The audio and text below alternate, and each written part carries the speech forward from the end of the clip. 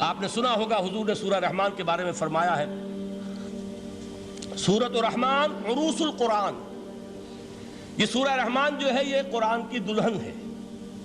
جیسے دلہن کو آپ خوشنما لباس پہناتے ہیں، آراستہ پیراستہ اس کو گہنے اور اس کو زیور پہناتے ہیں، تو جس طریقے سے سجاتے ہیں آپ دلہن کو، اللہ تعالیٰ نے ایک سورت قرآن مجید میں یہ ایسی رکھی ہے سورہ رحمان کہ اسے خوب سجایا ہے. اس میں الفاظ کا در و بست، اس کا اپنا ایک ڈیوائن میوزک ہے. وہ تو اللہ تعالیٰ قراء جو ہے خاص طور پر مصر کے قراء، اللہ تعالیٰ ان پر رحمت نازل فرمائے، ان کی خطاؤں سے درگزر کرے. جس طرح قرآن کے انٹرنسک میوزک کو انہوں نے واضح کیا ہے.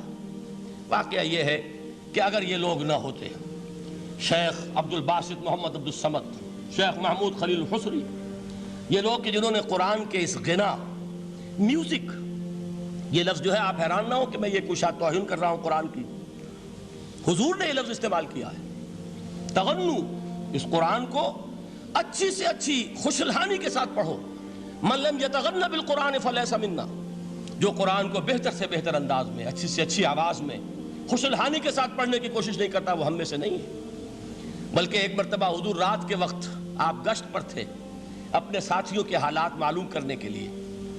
حضرت ابو موسیٰ اشعری رضی اللہ تعالیٰ عنہ ایک صحابی ہیں، ان کے گھر کے پاس سے گزر ہوا، وہ رات کو تہجد پڑھ رہے تھے، کھڑے ہوئے کیف کے عالم میں قرآن تلاوت کر رہے ہیں. حضور کو بہت پسند آئی ان کی قرات، کافی دیر تک وہاں کھڑے سنتے رہے.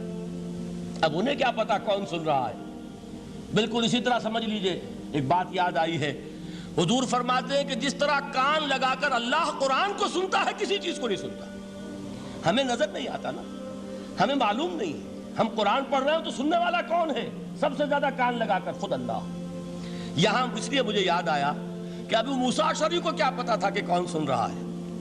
وہ اپنی کیفیت میں نماز میں تہجد میں قرآن کی تلاوت کر رہے تھے، اور ظاہر بات ہے ان کے گھر ایکڑوں میں بنے ہوئے نہیں تھے، ایک ایک کمرہ، ایک ایک کوئی حجرہ، ایسے ہی تو گھر تھے نا صحابہ کے. لہذا حضور پاس سے گزرے، آواز آئی، کافی دیر سنتے رہے. اس کے بعد آپ تشریف لے گئے. صبح فجر میں ملاقات ہوئی تو حضور نے تحسین کے انداز میں فرمایا، یا ابا موسیٰ انک قد اوتیت مزمارا من مزامیر آل داؤد.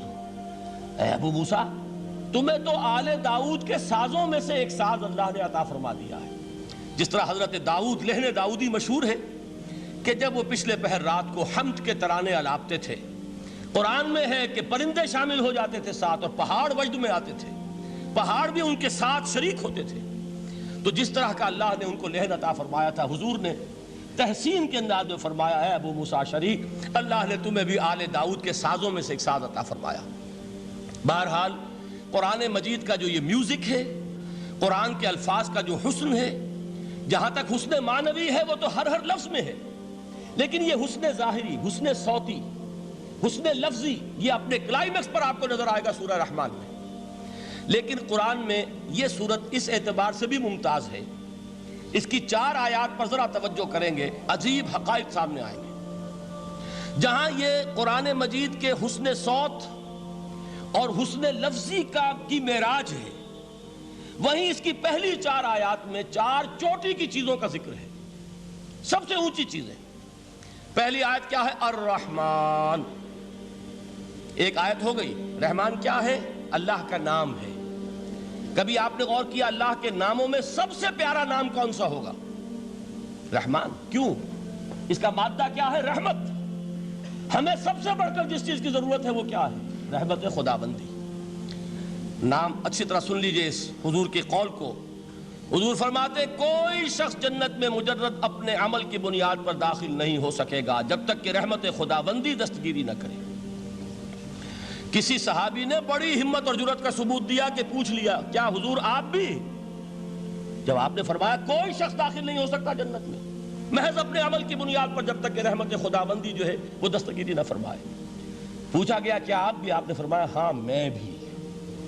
آپ انداز کیجئے کہ اگر محمد الرسول اللہ بھی رحمت خداوندی کے ضرورت مند ہوں تو تاب دیگراں چے رسد، ہماری تو سب سے بڑی ضرورت رحمت خداوندی ہے. اب یہ رحمت جو ہے قرآن مجید میں اللہ تعالیٰ کی یہ شان 2 الفاظ کے ذریعے سے آتی ہے، رحیم اور رحمان. اور کوئی مادہ نہیں ہے جس سے 2 نام بنتے ہوں اللہ کے. لیکن یہ مادہ ہے واحد رحمت کا کہ جس سے رحمان بھی ہے رحیم بھی ہے۔ رحیم صفت مشبہ ہے، رحمت دائم ہو جائے گی، مستقل ہوگی تو رحیم کہیں گے، اور رحمان اس میں رحمت کی ہے وہ شان ہے کہ جیسے ٹھاٹھے مارتا ہوا سمندر ہو، ہیجان کی کیفیت، طوفانی کیفیت، رحمت خداوندی کا طوفانی جوش، وہ ہے رحمان۔ آپ تو رہتے اس علاقے میں ہیں، آپ کو معلوم ہے عرب اگر بھوکا مرا جا رہا ہو تو کیا کہے گا؟ انا جوعان۔ پیاسا مرا جا رہا ہو انا عطشان۔ بہت غضبناک ہوگا غضبان، غضبان آصفہ قرآن میں آیا ہے، بہت غضبناک۔ رحمان جس کی رحمت جو ہے جوش میں ہے، ٹھاٹھے مارتے ہوئے سمندر کے مانند۔ تو یہ اللہ تعالیٰ کے ناموں میں سب سے پیارا نام۔ اب آگے چلیے، الرحمن علم القرآن، رحمان نے قرآن سکھایا۔ رحمت خداوندی کا سب سے بڑا مظہر، رحمان کی رحمانیت کا سب سے بڑا مظہر قرآن ہے۔ ان میں جو منطقی ربط ہے اس کو سمجھتے جائیے۔ اچھا آپ یہ سوچئے، جو علم بھی انسان کو حاصل ہوا وہ کس نے دیا؟ اللہ نے۔ سائنس کا علم کس نے دیا؟ اللہ نے۔ علم آدم الاسماء کلہا، وہ علم الاسماء جو حضرت آدم کو دے دیا گیا تھا ازل میں، یہ اسی کا ظہور ہے، یہ اسی کی ایکسفولیشن ہے جو ہو رہی ہے اور ہوتی رہے گی ابھی۔ اور دوسرے علم ہے وہ کس نے دی؟ اللہ نے دی۔ لا یحیطون بشیء من علمہ الا بما شاء، مخلوق میں سے کوئی اللہ کے علم میں سے کسی شے کا احاطہ نہیں کر سکتا مگر وہ جتنا اللہ دینا چاہے۔ لیکن یہ کہ تمام علوم میں چوٹی کا علم قرآن، نوٹ کرتے جائیے، اب چوٹی کی چیزیں جمع کیجئے۔ اللہ کے ناموں میں چوٹی کا نام رحمان، اللہ نے جو کچھ انسان کو سکھایا اس میں چوٹی کا علم قرآن۔ خلق الانسان، انسان کو پیدا فرمایا۔ سوال یہ کہ حیوانات کو کس نے پیدا فرمایا؟ آسمان کس نے پیدا کیے؟ زمین کس نے پیدا کی؟ فرشتے کس نے پیدا کیے؟ کیا مطلب خلق الانسان؟ اس کی تمام مخلوقات میں اس کا کلائمیکس، اس کی تخلیق کی معراج، اس کے تخلیق کا نقطہ عروج انسان ہے۔ یہ ہے کہ جو مسجود ملائک بنا ہے۔ وَلَقَدْ كَرَّمْنَا بَنِي آدَمَ وَحَمَلْنَاهُمْ فِي الْبَرِّ وَالْبَحْرِ وَرَزَقْنَاهُمْ مِنَ الطَّيِّبَاتِ وَفَضَّلْنَاهُمْ عَلَى كَثِيرٍ مِّمَّنْ خَلَقْنَا تَفْضِيلًا۔ تو تخلیق میں سب سے اونچی تخلیق انسان کی، علموں میں سب سے اونچا علم قرآن کا، اللہ کے ناموں میں سب سے اونچا نام رحمان۔